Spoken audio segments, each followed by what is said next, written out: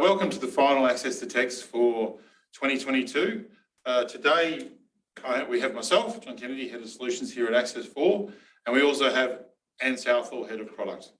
And today what we'll be discussing is a year in review. So I'll go through a few things that have happened throughout the year, some subscriptions, what they've come from and to, how the company's grown, a few other things.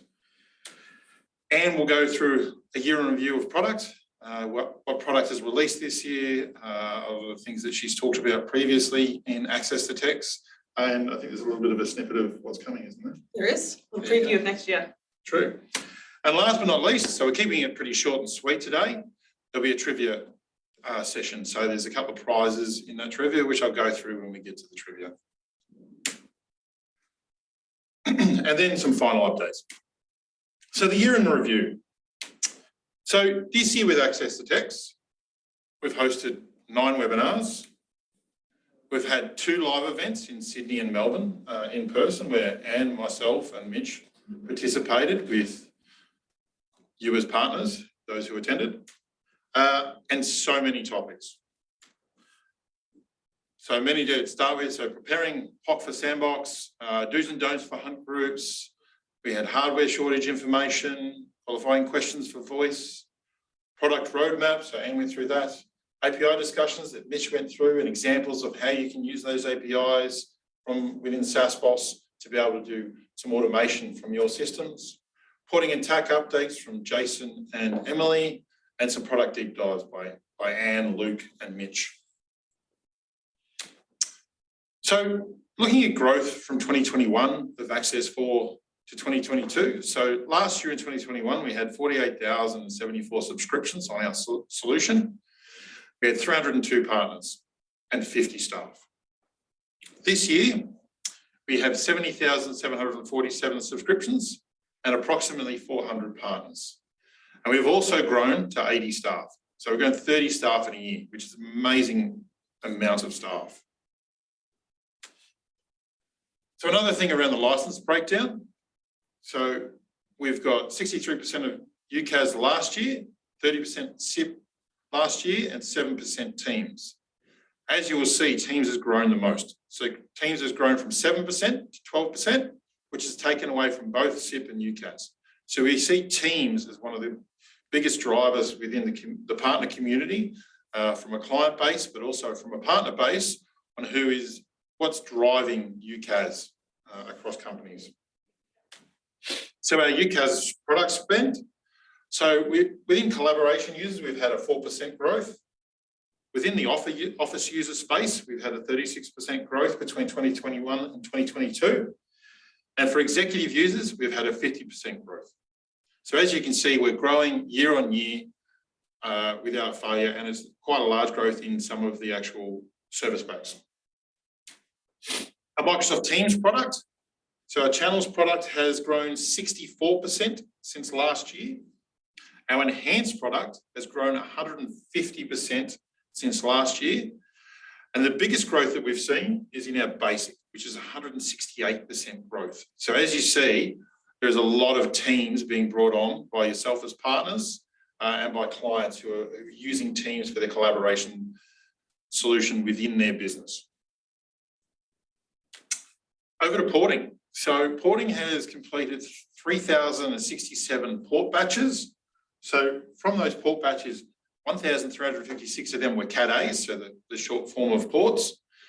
1,389 of those were Cat-C's, and 322 were inbound numbers, so 1300 numbers, 1800 numbers, 13 numbers. And all of those port batches attributed to 68,629 DIDs.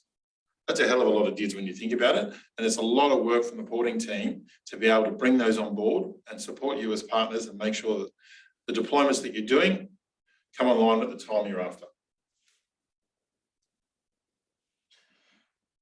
Also, another really cool thing that the porting team have been doing since January 2022 this year has been reducing the porting times from what they were. So the average time to verify for a Cat-A and simple port was reduced by 74%. Now, if you think about that, that's a lot of time. That's nearly the full amount again of being able to change a Cat-A. A Cat C in a complex port has reduced by 46%. Whilst that's not as big as a Cat A, in a Cat C sense, that's probably a 6-week period. To reduce that 46% is quite a lot. Inbound as well, verify, was reduced by 59.21%. So looking across the board, the porting team has done an amazing job in making sure that you can get your ports in and have them verified a hell of a lot quicker than what they were previously. So what I will do is I will throw over to Ann next. Cool, thank you. For yours. Yeah, there's been a huge growth across the business and with all the different areas trying to become more efficient so we can get through the huge number of roadmap and the work we're trying to get done for you guys. So from the product side, we've had a really big year. Those of you who remember the start of the year doing the original road shows, the product team wasn't very big. It was 4 people, it was 2 product managers, a UX designer and business analyst.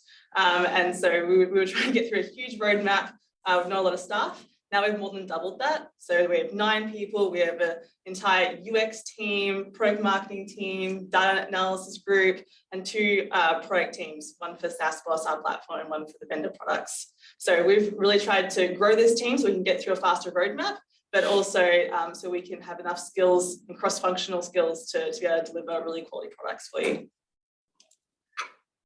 So major product updates. We had quite a few this year. So the new DID form, Microsoft Teams Enhanced with native call transfer.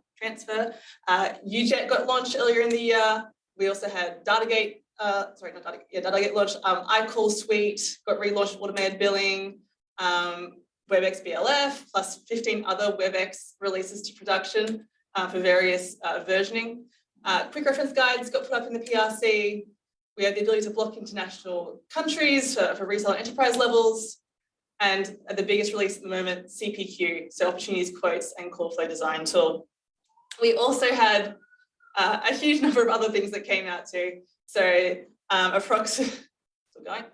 Just a couple. Just a few. So we did a huge amount this year. This is just only a selection, not including any of the BAU work or the work that our engineering team's doing. This is just our product team features that came out. So a huge amount of features came out this year.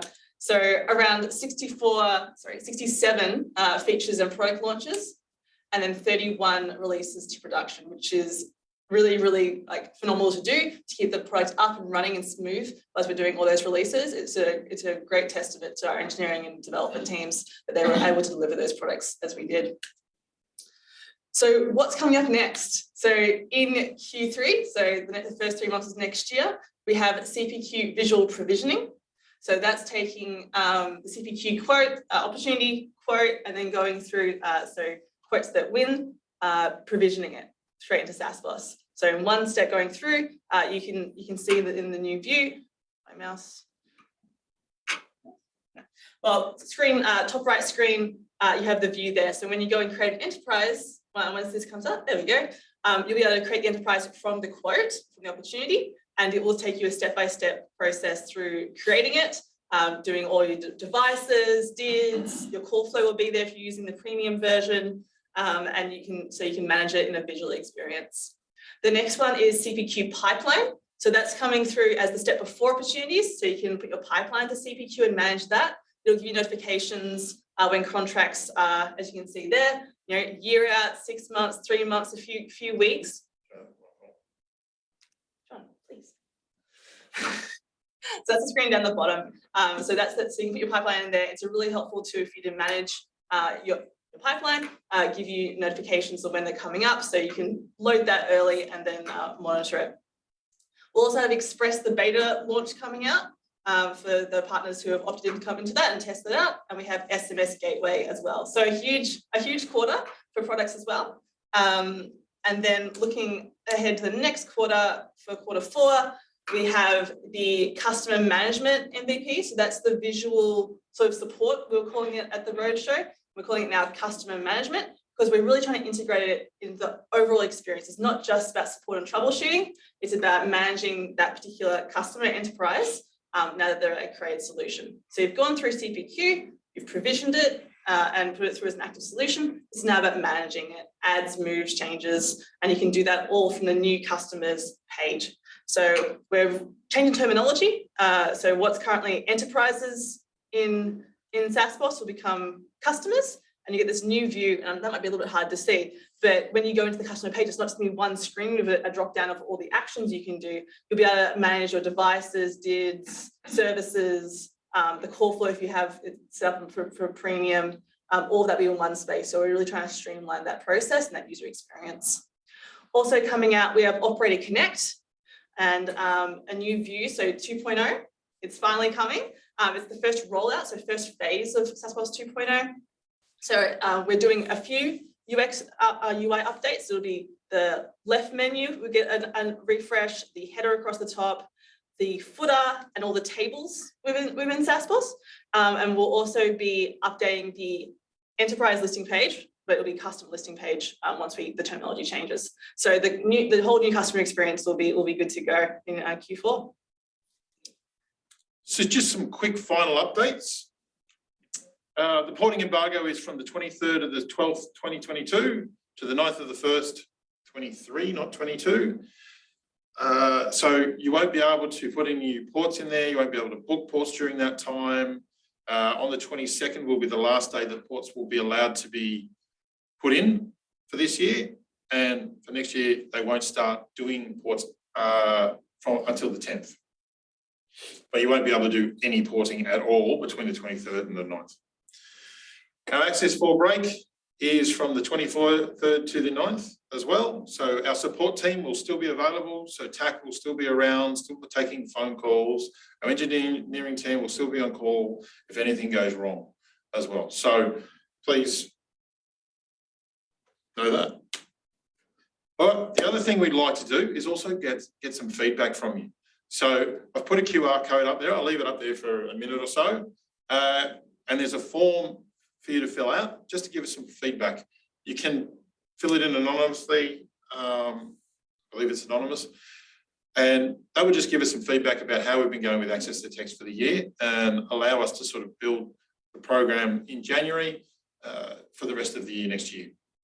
So we won't be hosting one in January, we'll be hosting one in February because I don't believe anyone will be back in enough time to be able to host one in January. So the first one will be back in February for next year. So I'll just leave that on the board.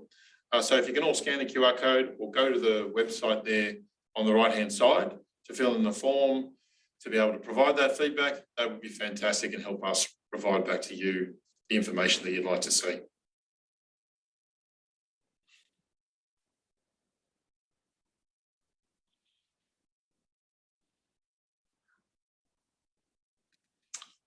I can do a dance while we wait, whatever you like. Not great at dancing, but you know. Minutes. 10 seconds more, and I'll flick over.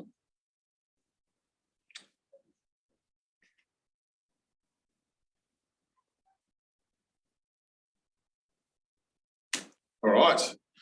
Thank you very much for joining us today. Have a happy holiday, and we'll see you in the new year. It's been fantastic. I missed out that note that came up. Did you see that? Oh, Jasmine will send out the link to that form. Yeah, Jasmine will send out the link with our email out after the event to that form as well, so that you can put in your any question or any feedback that we've got from the questions that we have. So thank you very much, and we will see you in the new year.